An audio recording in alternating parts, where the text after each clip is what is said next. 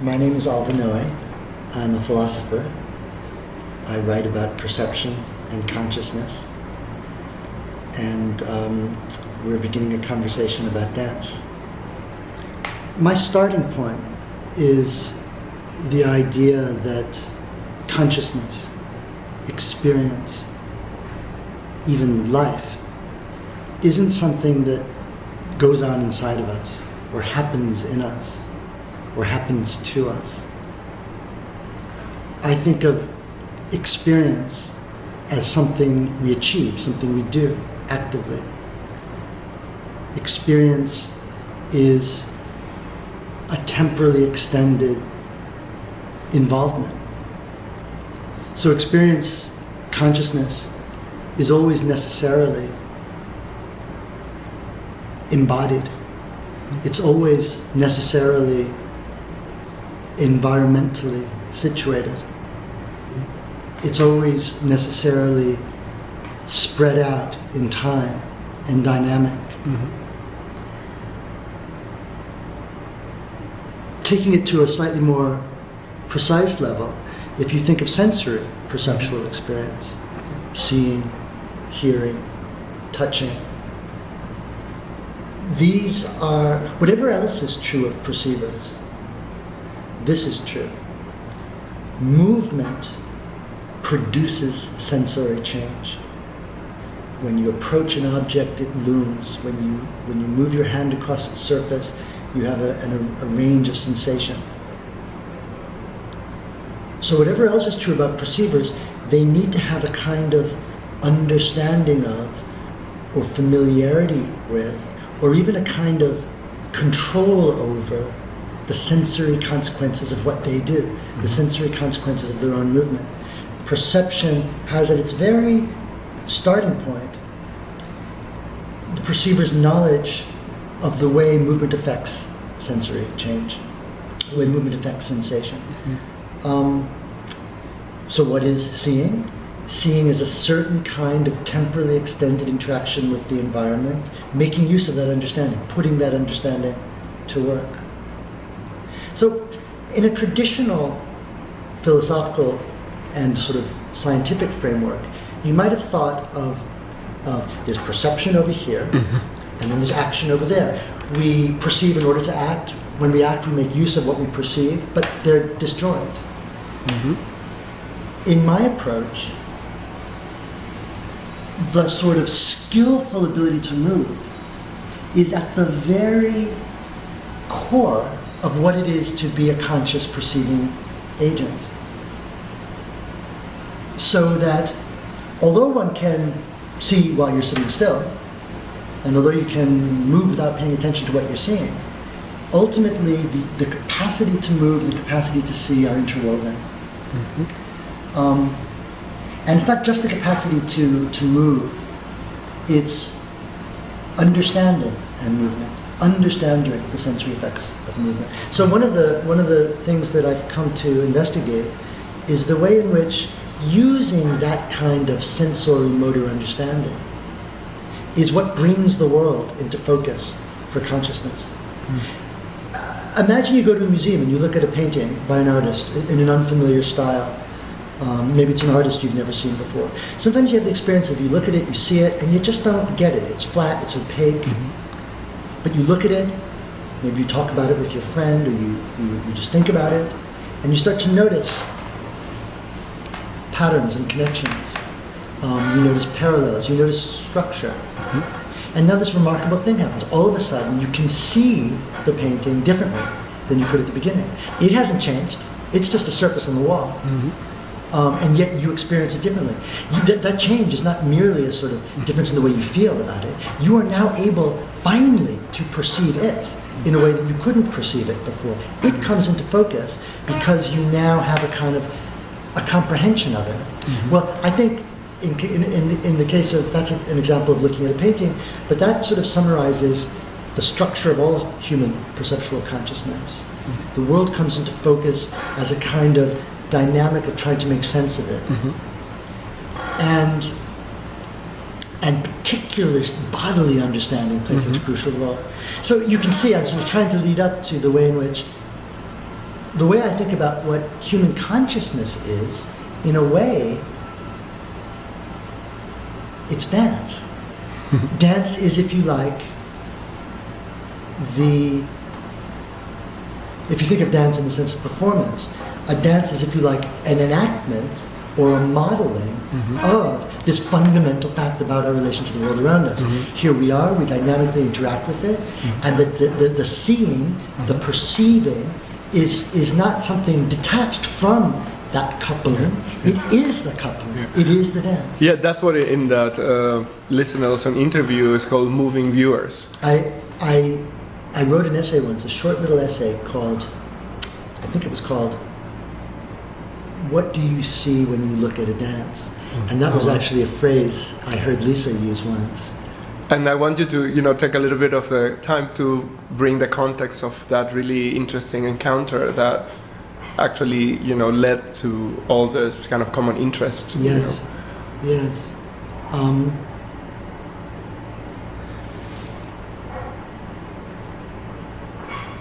One of the things that,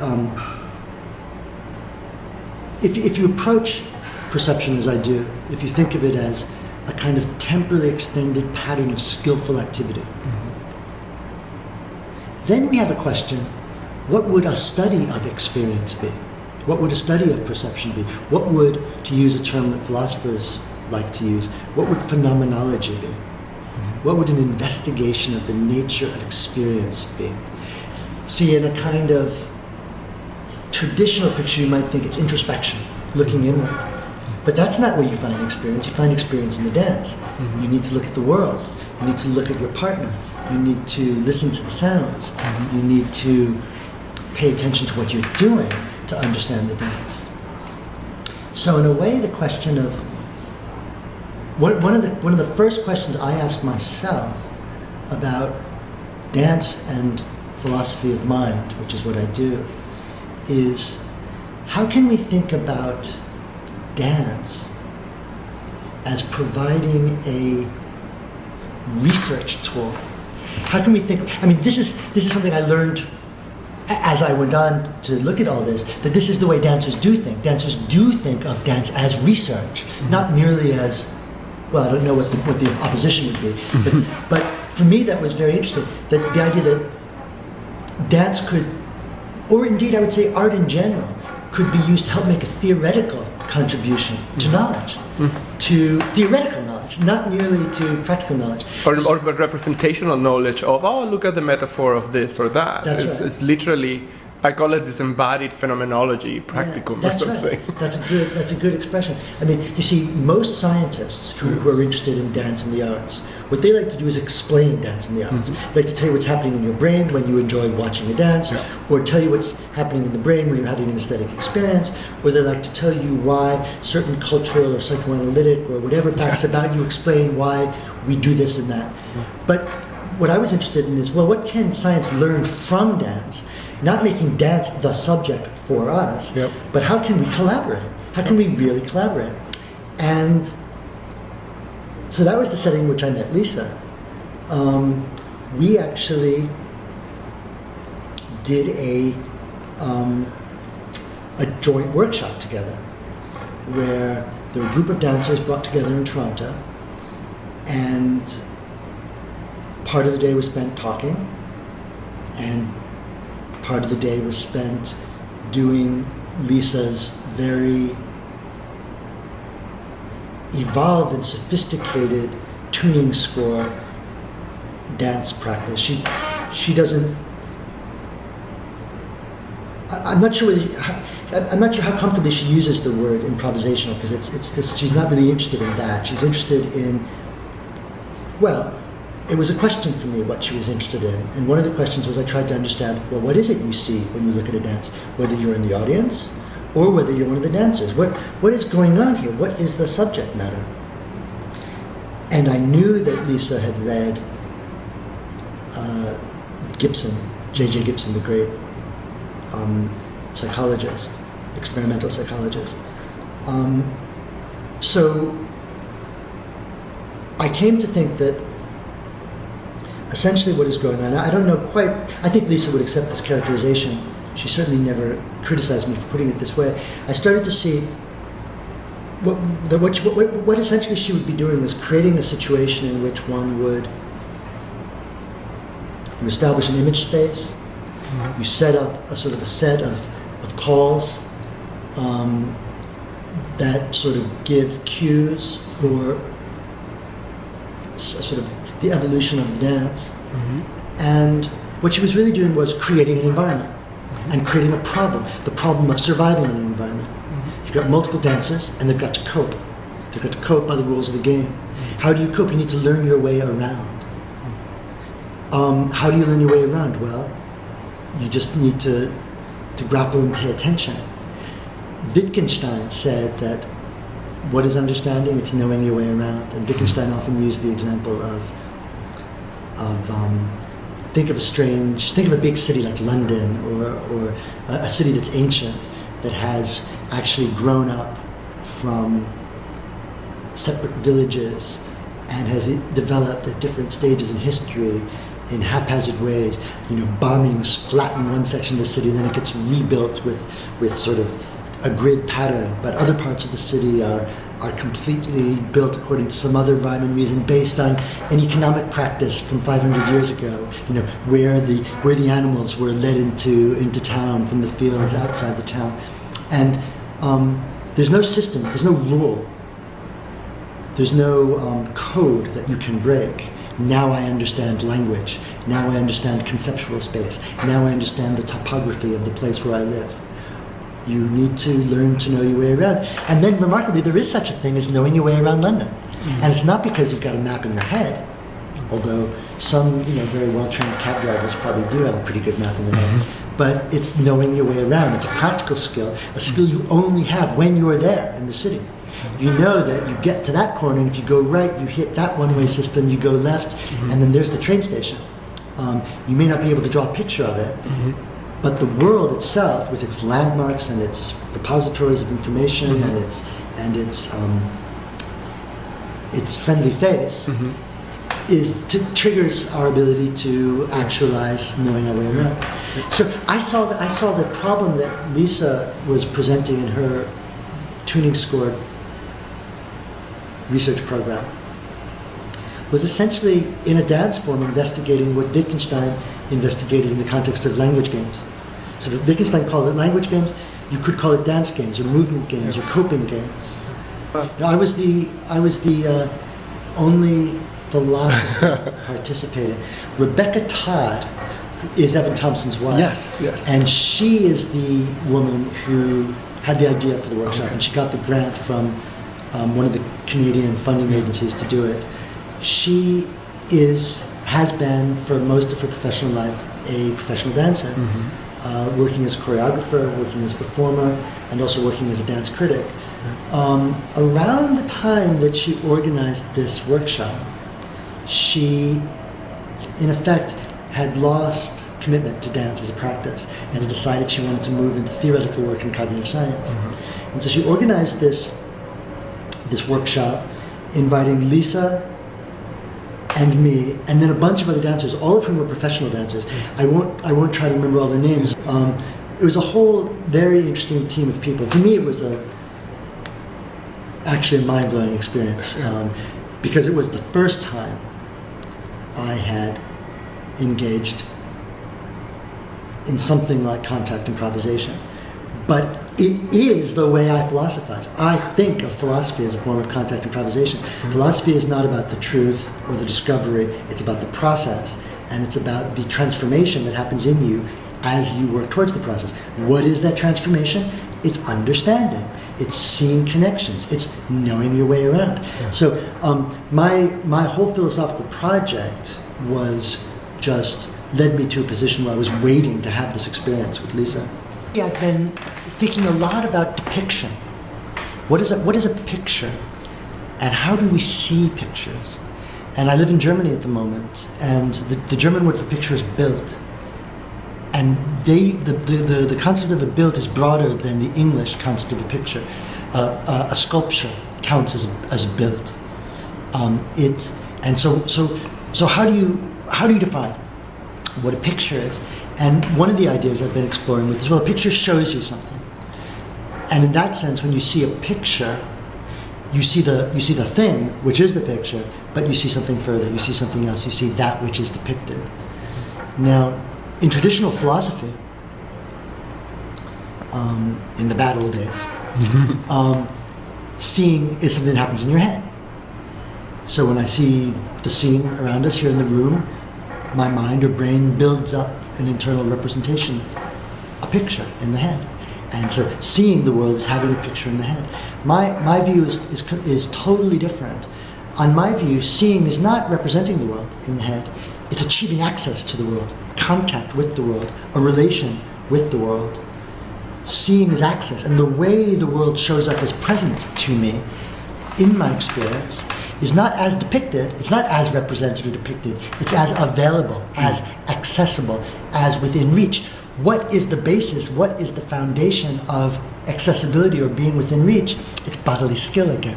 It's understanding that by moving my eyes or my body, I can bring this environment nearer.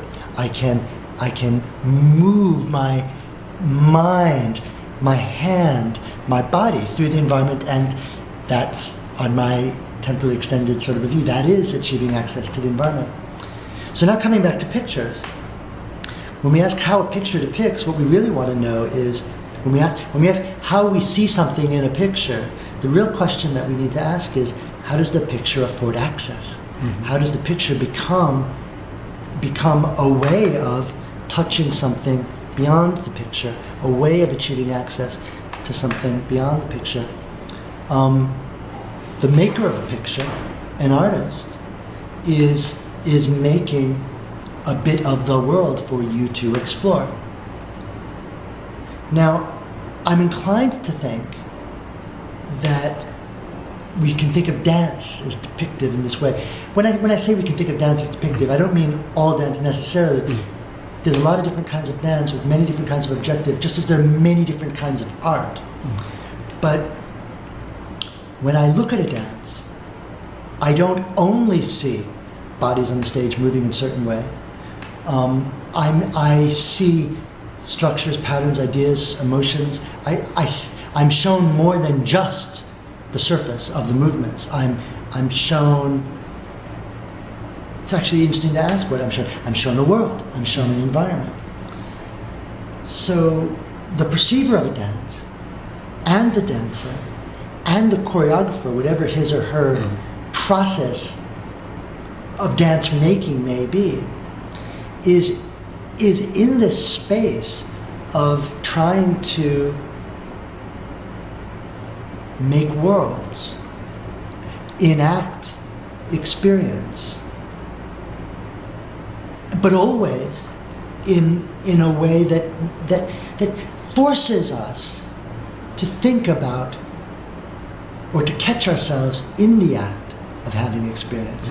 I mean, this is this fascinating, complicated issue. On the one hand, skillful movement in whatever domain, sports, dance, writing, talking, because this is movement too. Yeah. Talking is movement. And I think this is key. Yes. That take it out of the stage. That's right. Yeah. I don't mean that's sort of a way of talking I fall into, but absolutely. Yeah. Any kind of movement requires, the thought I was going to say requires engagement, flow, habit. Yeah. Right? You need habits of skill. I mean, your skills are habits. On the other hand, when you're confronted with art, you're also always a little bit detached, because the art is always calling itself into question. At least for me, this is the idea that I'm very struck by lately. That you say, what the heck is this, when you're looking at this performance, or even if you're involved in the performance. And that is the experience of dancers. Very often, they're trapped in some choreographer's vision. What am I doing? I was with a dancer recently who was seeing a production of a show that she had been part of the original company that first presented it. She was now seeing it 5 or 10 years later, I forget how long, sort of from the outside. And she said, God, if I'd had any idea that was going on when I was in it, I would have had a different experience of what it was like to do the dance.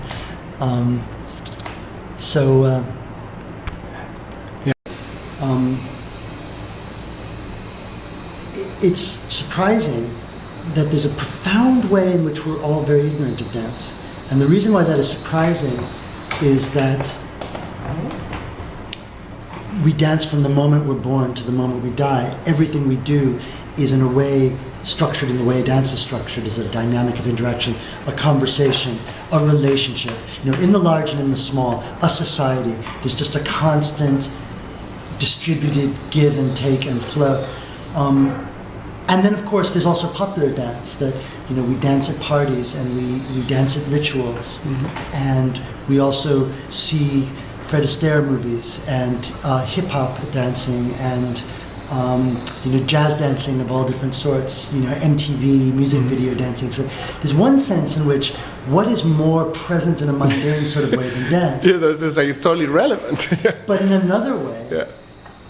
Dance is a kind of category which we're interested in taking risks with, or really viewing as a domain for any kind of radical experimentation, either from an artistic side or from a sort of theoretical research side, is something as a culture we're really not interested in.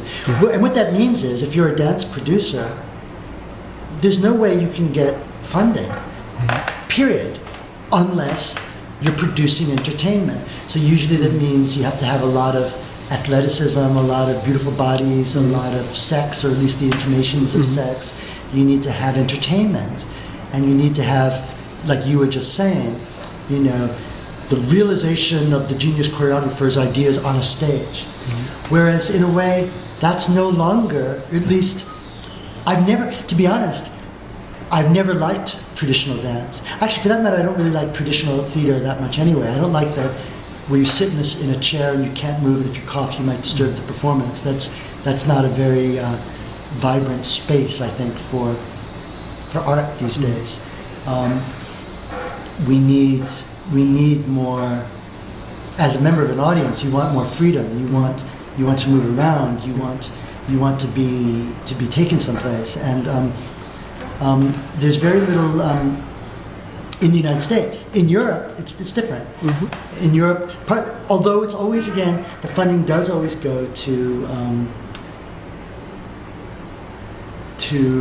artists. I mean, there's definitely a certain hierarchical structure there as well. I mean, I should say I'm not really a sort of a programmatic person. I'm not a person who wants to start a movement. All philosophers of mind and cognitive science should be studying dance, and that we need to sort of team up in this kind of revolutionary way.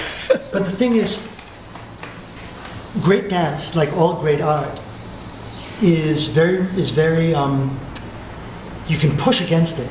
And if you push against it, if you throw ideas at it, you can learn things. Yeah. And for me, personally, I think that there's great opportunity now to try to engage with the problem of dance. But again, I'm interested in particular dancers. I'm interested in Lisa Nelson. I'm interested in William Forsythe. I'm not interested in dance in general. One of the interesting things about film and video is it frames where you're supposed to look for you. It kind of solves that choice problem. I just saw Bill Forsythe's Camera produced in Amsterdam, and this is a performance. I won't describe it in great detail, except to say that while the performance is being performed, it's also being videoed, and many times by the dancers, being projected on images that are around the stage and around the theater. So the audience has multiple opportunities to look at filmed versions of the performance, or to look at, as it were, the performance. Of course, the performance encompasses both the whole thing. The whole thing, and indeed, ultimately, the performance encompasses the audience's decision-making process about where to look and what to think about. You find yourself going through this process. If you're in the audience, you just suddenly realize that although there's a woman standing there dancing right in front of you, you've actually been looking at the television monitor of her standing right in front of you instead of at her. You're seduced by it. And I think part of the reason is that the video monitor solves that choice problem for you. It allows you to be a little bit more passive. But so that what you then see in this dance, and I assume Forsyth was interested in this, is that the dance is forcing you as an audience member to start thinking about this whole problem of where you look and what you pay attention to, what you endogenously, where you direct your attention, but also how you experience having your attention manipulated by the dance or by the art. In some ways, dance, the performing arts, indeed maybe this is true of all art, is a kind of engineering of attention. Mm-hmm. And here, the audience, I said let's start off thinking of a traditional performance context. You're sitting in a chair, there's the stage. But in fact, this dynamic holds true for the dancer, no less. The improvising dancer or the dancer working in a more rigidly choreographed setting, by rigid I didn't mean to be negative, in a more or less choreographed setting, yeah, is also got to make choices, mm-hmm, got to figure out what the cues are, how to understand the cues, how to pay attention, how to communicate. Yeah. And so then communication is in play. Yeah. Forgetting just film as film, all of a sudden you get an extension, an expansion of the space of action by the use of technology. A lot of the performers are behind partitions. You can't actually see. You can only see them as videoed, as through a live, mm-hmm, sort of closed circuit thing, which by the way is also being manipulated, mm-hmm, by the tech guys, so that there's no sense in which it's simply a straightforward, yeah, deliverance of what's going on in the other space. Mm-hmm. So you get here, in the traditional setting, audience, stage, you're, mm-hmm, getting this involution of new spaces that, mm-hmm, are being made available to you perceptually, mm-hmm, through the use of digital media. Mm-hmm. And that is, of course, the promise that not just the digital media, but that all new media present for us. Mm-hmm. The media, well, whether they're new or old, this is true of the written word as well, it opens up a world to you. It gives you access to something you didn't have access to before. In that sense, it extends the visible by extending where you are, mm-hmm, by extending where you are located, what your body is. Mm-hmm. A blind person using a stick is embodied encompasses the stick, the cane, yeah, in his or her being. She can feel the texture of the street with the end of the stick, even though there are no nerves, yeah, connecting, yeah, that. And that's an old example that even Descartes, yeah, talked about, and that Merleau-Ponty has talked about. But you see that with all the more drama, with video, the internet, as well as sort of virtual reality technologies, or actually an example that I like because it's so simple. There was a study done by somebody I knew at Berkeley of the cell phone text messaging behavior of Japanese teenagers. Mm-hmm. And it turns out that throughout the day, Japanese teenagers are constantly texting each other. Mm-hmm. And so they did a little analysis of the texts that they were texting. And it turns out there was no information in these texts whatsoever. It was, hey, yo, over here.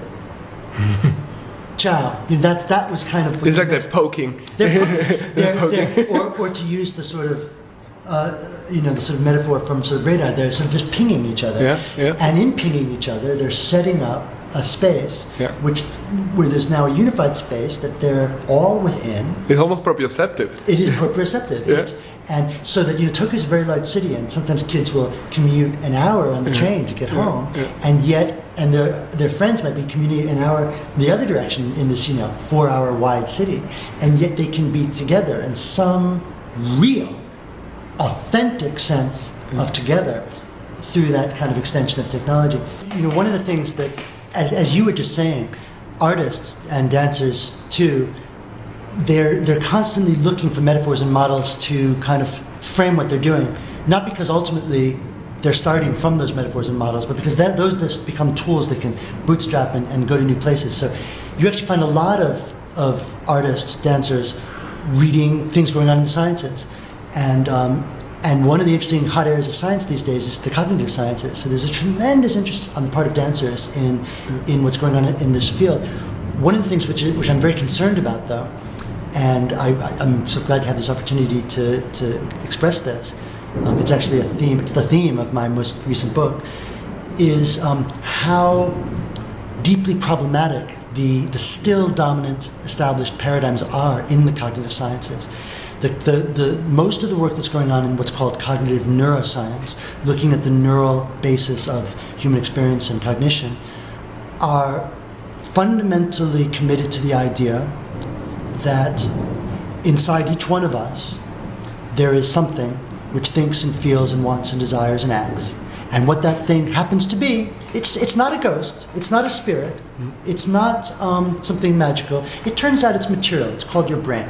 Each of us is a brain and associated molecules. The body as well. The body's a kind of tool that the brain uses. The environment, that just happens to be what we're told by our brain we're in. But the world is outside. The world is unknown.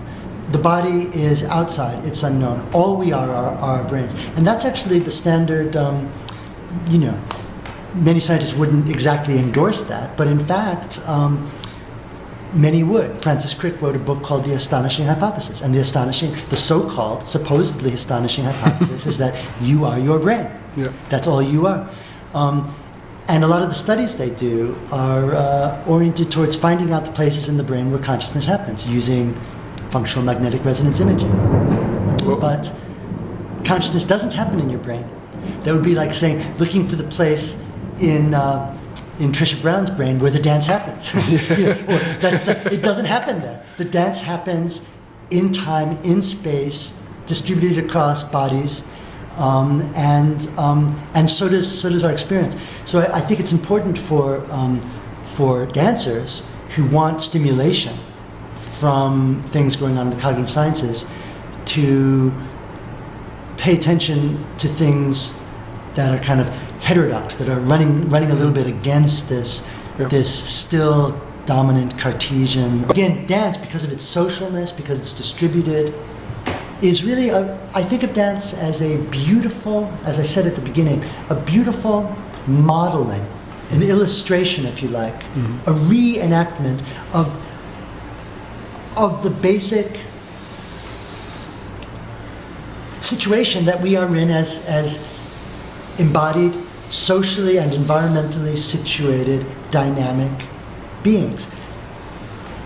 What we feel, what we see, what we hear, where we are, what our limits are, and where the rest of the world begins, are articulated dynamically in life and in dance. So part of what makes dance fascinating as an art form, I think, part of what makes it tantalizing and mysterious, is this fact that it is, in this kind of primitive way, recapitulating this basic fact about how we live and what we are. So, something I didn't say earlier is that, I was very excited to be meeting with these dancers at this workshop with Lisa, and I was going to be kind of presenting this discovery that in my research I have made about the fundamentally embodied dynamic character of human consciousness. And these dancers were like, exactly as you put it, tell us something we don't know already. That if there's anything that we already knew, that's something we already knew. Although, so there was this slight feeling of embarrassment. On the other hand, as we said before, there's different ways of knowing.